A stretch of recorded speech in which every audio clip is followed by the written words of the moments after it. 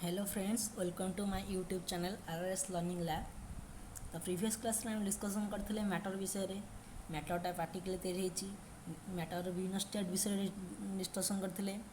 Fast stage था solid state second liquid third था gaseous एमती आम पढ़ी तो आज आम पढ़ा कौन पढ़ना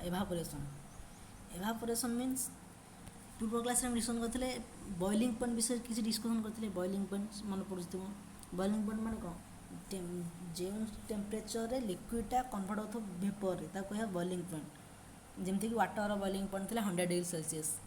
से भाई एवापोरेशन कौन द लिक्विडटा भेपर कन्वर्ट हम किंतु बॉइलिंग पॉइंट तले एनी टेम्परेचर जो लिक्विडटा भेपर कन्वर्ट हम इन एनी टेम्परेचर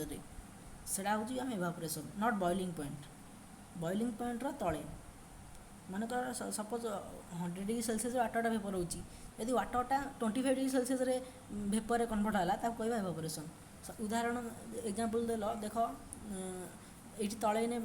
तुम तले पानी पकई दो पानी केते समय पर सुखीज केमती सुखिला वाटरटा भेपर कन्वर्ट है सीना सुखिला से कहते एवापोरेशन तापर अच्छी फैक्टर्स आफेक्टिंग एवापोरेशन कौन कौन केतरा फैक्टर अच्छी देखा आम देखा कौन फैक्टर अच्छी फास्ट फैक्टर अच्छी increasing of surface area increase हेले एवापोरेशन शीघ्र हम जल्दी हम धरी जाऊ तुम्हें गोटे कप रे चा पिओ आ गए थाली चा पिओ कौन शीघ्र ठंडा चाटा शीघ्र ठंडा हम ओबियसली थाली पीले ठंडा हो शीघ्र से कारण सरफेस एरिया अधिक है से चाटा ठंडा हो गला चा हो कि कौन तरकारी हो सरफेस एरिया अधिक है एवापोरेशन शीघ्र हुए and increase of temperature increase है तो ऑटोमेटिक लिक्विडटा भेपर कन्वर्ट हम ना तो किसी नुआ कथा न टेम्परेचर इंक्रीज हेले भी एवापोरेशन इंक्रीज हम डिक्रीज इन ह्यूमिडिटी डिक्रीज हेले कौन हम ह्यूमिडिटी माने कौन the presence of water vapour in atmosphere जो जलीय बाष्प अच्छी से कहते ह्यूमिडिटी जब ह्यूमिडिटी अधिक हो आम आटमोस्फियर पानी जलीय बाष्प अधिक हो जलीय बाष्प अधिक हेल्ले आमको माने तो एवापोरेशन लेट हम ना ह्यूमिडिटी कमिले एवापोरेशन शीघ्र हम and increasing in wind speed यदि विंड्र स्पीडटा अधिक हम ताले एवापोरेशनटा अधिक हम तापर अच्छी एवापोरेशन कज एवापोरेशन कौन करे कूलिंग इफेक्ट करे एवापोरेशन केमिति कूलिंग करे देख आम जानते लिक्विड सब काइनेटिक एनर्जी थाए टेम्परेचर चेंज है बेले से काइनेटिक एनर्जीटा कन्वर्ट हुए कौन कन्वर्ट हुए ये सराउंडिंगटा कूलिंग रखे कन्वर्ट हुए तेरे लिक्विड जो चेंज हम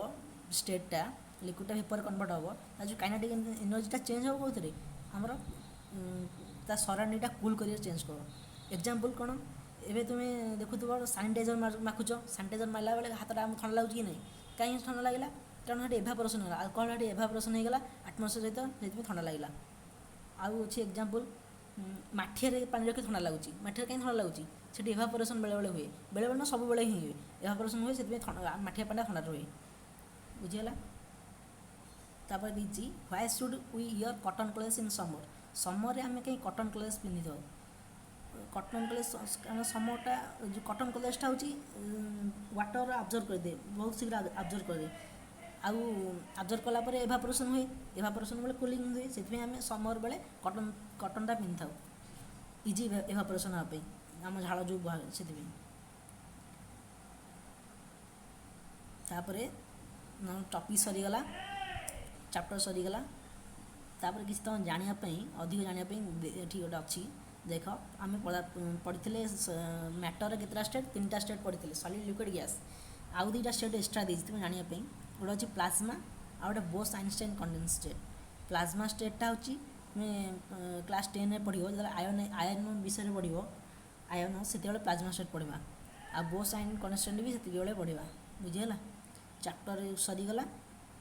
जहाँ डाउट थी तुम मत कमेंट सेक्शन में जनइब आईटा टी नोट करदेव what you have learn note करदेव आ जहाँ जदि नोट दरकार मत कह मुदेदेवी कमेंट बॉक्स जनइब मुदेदेवी नोट चैप्टर नेक्स्ट क्लास रे आम कौन पढ़ा मत कमेंट रे जनइब। रहुची। Thank you. जय जगन्नाथ।